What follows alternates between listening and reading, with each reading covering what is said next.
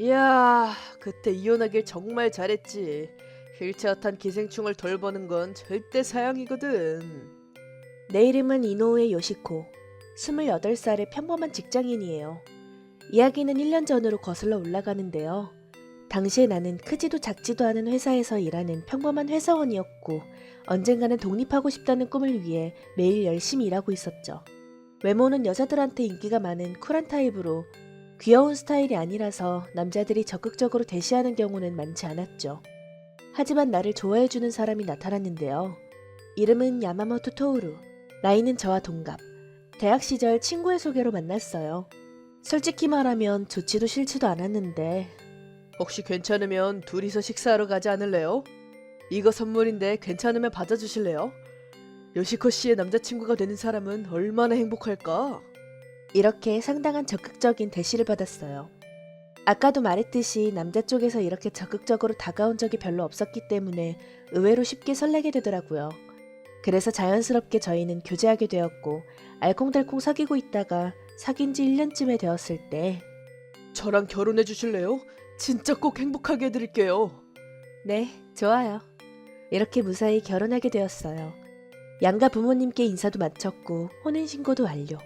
결혼식은 제 회사 사정으로 내년으로 미루기로 하고 우선 동거를 시작하기로 했어요. 하지만 다음 주부터 새 집에서 둘의 생활이 시작되려는 찰나 저에게 불운이 닥쳐오는데요. 신호를 무시한 차에 치이고 말았죠. 나중에 듣기로는 졸음운전이었다고 해요. 지금 비행기 탔어. 괜찮은 거야? 출장 중에 미안해. 무슨 소리야? 당연히 가야지. 다친 데는 어때? 생명에 지장은 없대. 아, 진짜 다행이다. 병원에서 전화 받았을 땐 심장이 멈추는 줄 알았어. 검사도 끝났고 치료도 마쳤어.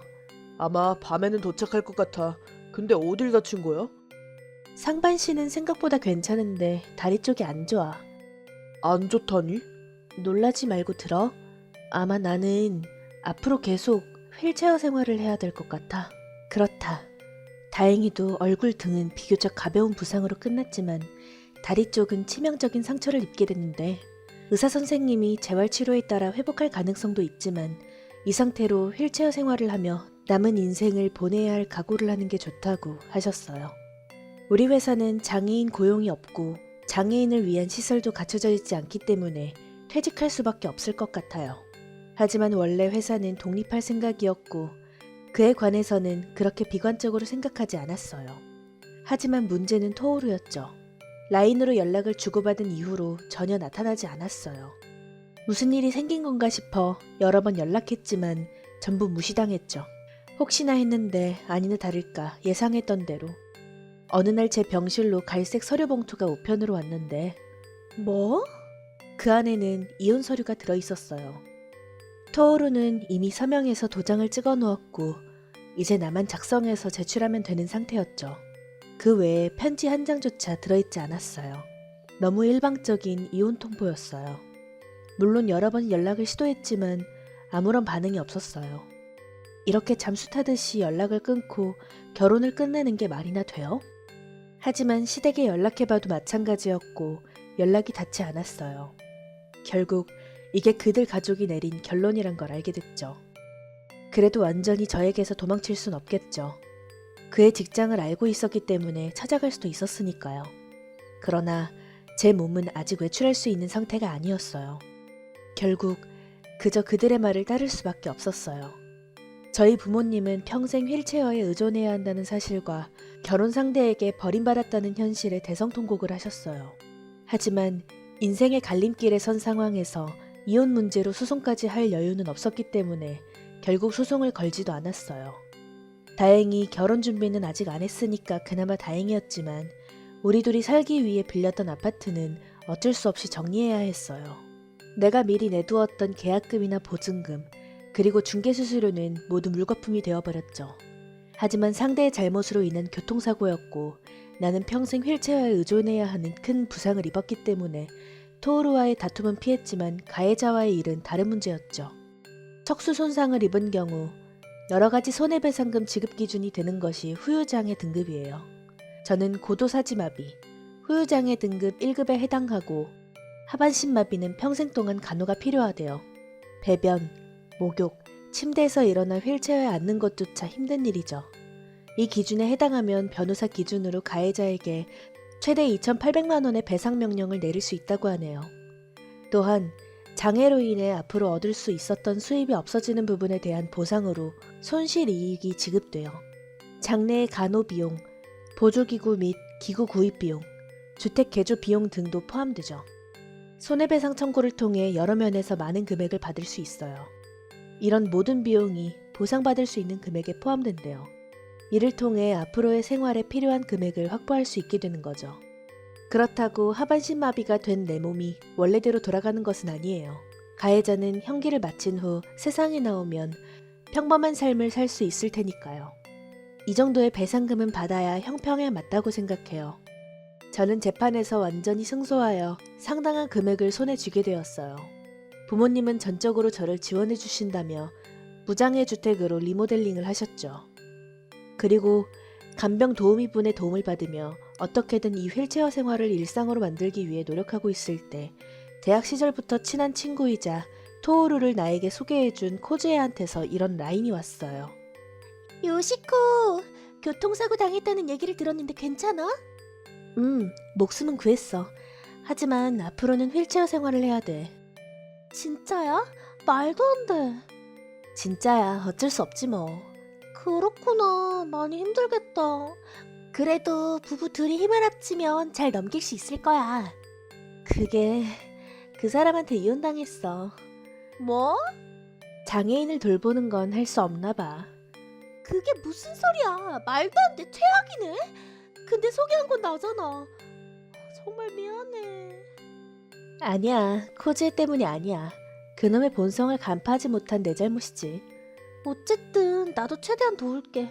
너무 우울하지 마. 친구의 위로를 받고 죽음이나마 기운을 차린 나는 그런 남자는 잊기로 결심했어요. 장애인이 된 나에게 가족은 예전처럼 대해줄 뿐 아니라 장애인 간호에 대해서 배우려고 하시는 모습에 남자우는 없지만 좋은 가족들이 옆에 있어 너무 고마웠어요. 그리고 충격적인 이혼 소동으로부터 2년이 지나 나는 28살이 되었고 지금도 부모님 집에서 지내고 있어요. 단순히 편하게 쉬는 건 아니고 이전에도 말한 것처럼 독립을 위해 준비하고 있어요. 그래서 현재는 재택근무자로서 어느 정도 수입을 올리고 있고 이제는 휠체어로도 생활할 수 있는 집을 빌려서 혼자 살까 생각하고 있을 때 코즈에로부터 연락이 왔어요. 오랜만이야. 잘 지냈어? 정말 오랜만이네. 무슨 일 있었어? 갑자기 연락도 끊고 말이야. 미안. 좀 바빠가지고. 그럴 수도 있지. 너도 잘 지내? 물론 잘 지내지. 그리고 나 새로운 행복도 찾았어. 새로운 행복? 사실 나 결혼해. 정말? 축하해. 고마워. 상대방은 어떤 사람이야? 꽤 좋은 회사에 다니고 있어서 미래가 보장된 사람이야. 그거야말로 잘 됐네. 이름은? 토르라고 해. 토오루? 내 전 남편과 같은 이름? 라고 생각할 수 없었지만 그냥 이름이 겹치는 거겠지. 특별한 이름도 아니고. 어쨌든 친한 친구가 결혼하는 건 축하할 일이죠. 순수하게 축하해주고 싶은 마음으로 가득했었는데 휠체어 이용하시는 분은 이쪽으로 오시겠습니까? 자리 안내해드리겠습니다. 감사합니다. 여긴 무장애 환경시설이 잘 조성되어 있는 좋은 결혼식장이라는 생각에 솔직히 놀랐어요. 그런데 2년 전 내가 주인공으로 무대에 섰을 수도 있다는 생각을 하니 이상한 기분이 들었죠. 우선 예식 순서대로 신랑이 먼저 입장했는데요. 결혼식장이 아니었다면 더 크게 소리쳤을 거예요. 왜냐하면 턱시도를 입고 나타난 사람이 제 전남편이었거든요. 당연히 저는 큰 충격을 받고 패닉 상태였죠. 참석자들 중에서는 코즈에랑 저의 겹치는 지인들도 있었지만 저의 결혼이 그 사람들한테 알리기 전에 끝났기 때문에 아마 이 신랑이 저의 전남편이라는 사실을 모르고 있었을 거예요. 할 수 있는 게 없어 저는 멍하니 단상만 바라봤어요. 이어서 코즈에의 입장이 있었는데 당연히 코즈에는 나랑 토오루가 결혼했다는 것을 알고 있었죠. 게다가 저와 토오루를 연결시켜준 사람도 다름 아닌 코즈에였고요. 그런데도 굳이 아무것도 모르는 척 나를 여기로 불러내다니 도대체 무슨 생각인지 모르겠어요. 버진 로드를 걷고 있는 코지에와 눈이 마주쳤고 그러자 그녀는 입만 움직이며 음흉하게 씩 웃더라고요. 이유는 알 수 없었지만 뭔가 악의적인 의도를 가지고 여기로 불러냈다는 건 이해했죠. 식이 끝나고 피로양까지 시간이 남아있어서 우선 코지에게 라인으로 연락해보기로 했어요.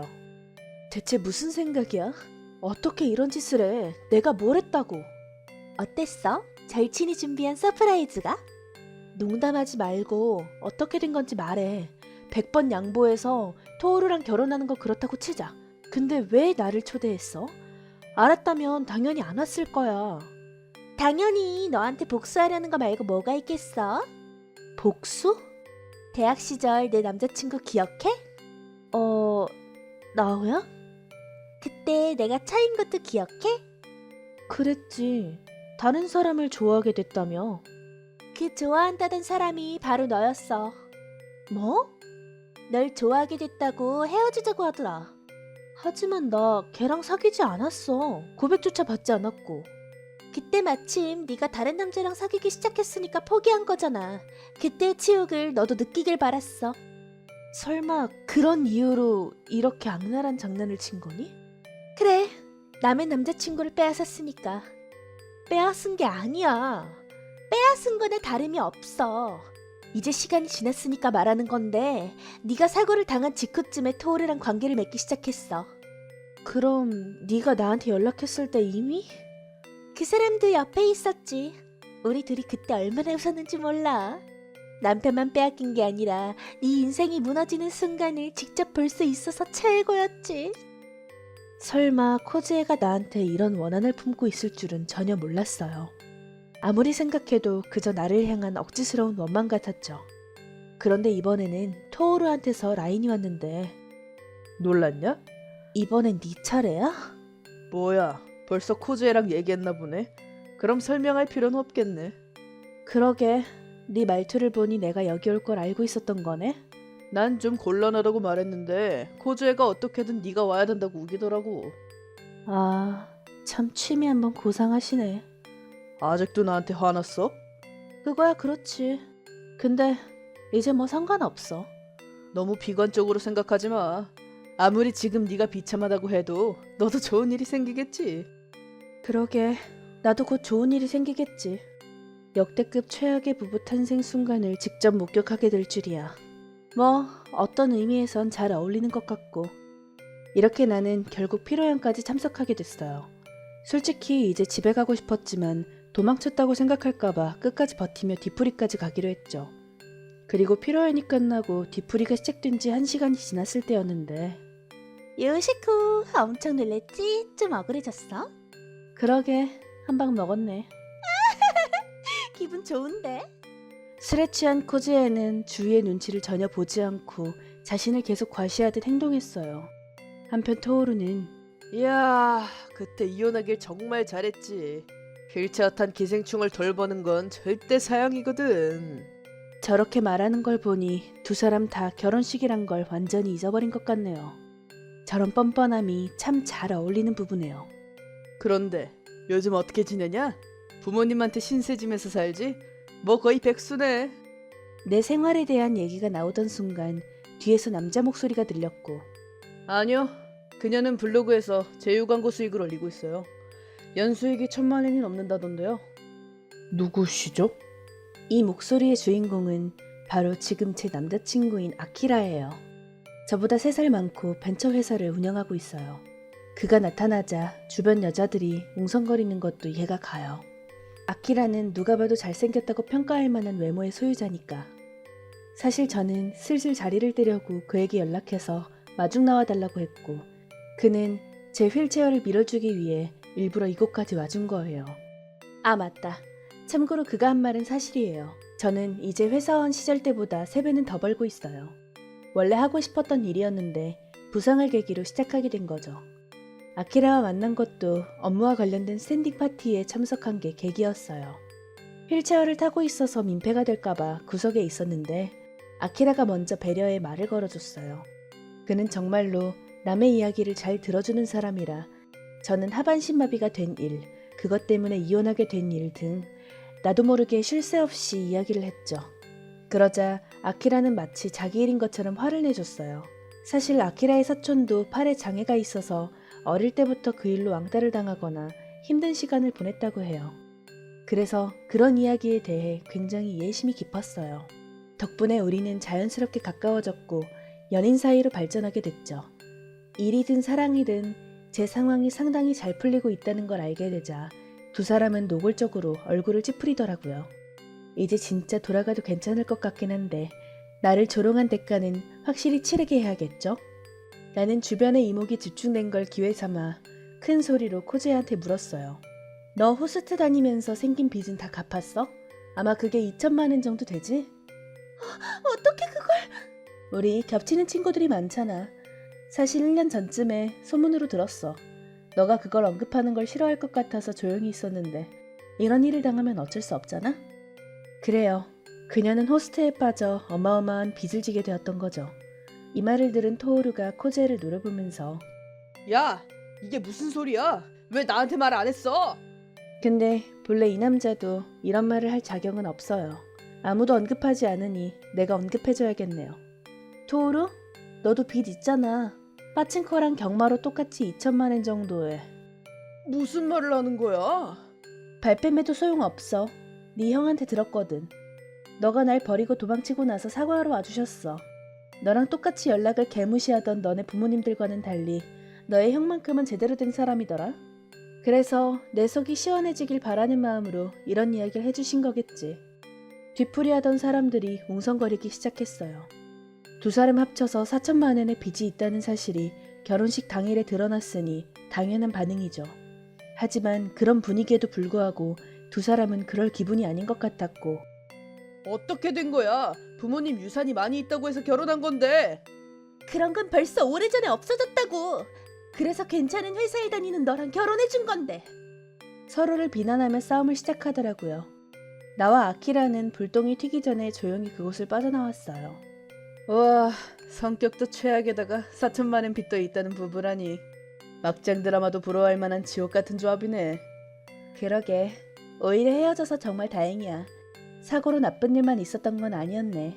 쓰레기 남편이랑 헤어질 수도 있었고 아키라라는 최고의 파트너를 만났으니까. 요시코가 다쳐서 좋았다고는 생각하지 않지만 정말로 요시코를 만날 수 있었던 것에 대해 신께 감사해. 앞으로도 변함없이 함께하자. 아, 그렇게 말해줘서 너무 고마워. 이렇게 우리는 자연스럽게 결혼하게 되었어요. 그리고 이후에 토오루와 코즈의 최후는 웃기기 그지 없더라고요. 서로 이런 빚을 지고 있는 건 정말 싫다며 결혼식이 끝나자마자 즉시 이혼 신청서를 제출했대요.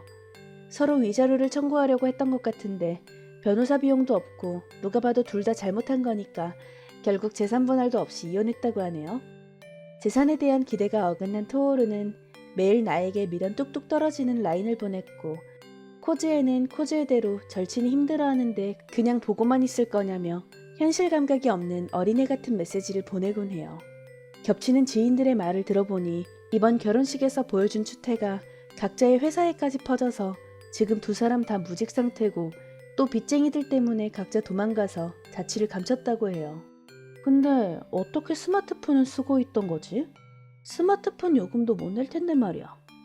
뭐 이제 그런 건 상관하지 말자. 이젠 미운 마음을 넘어서 그냥 불쌍하다는 생각밖에 안 드니까. 나는 그들을 불쌍하게 여기며 조용히 차단. 연락처를 삭제하고 기억에서도 지우기로 했죠. 그리고 아키라의 제안으로 무장애 환경에 특화된 주문주택을 짓기로 했어요. 집이 완성될 때까지 아키라가 우리 집에서 같이 살기로 했고요. 사고를 당했을 때는 이렇게 행복한 날들을 보낼 거라고 생각도 못했어요. 살아있으면 어떻게든 된다는 듣기 좋은 말을 하려는 건 아니지만 그래도 포기하지 않고 버틴 건 정말 잘한 것 같아요. 앞으로도 아키라와 함께 평온하게 살아갈 수 있으면 좋겠어요.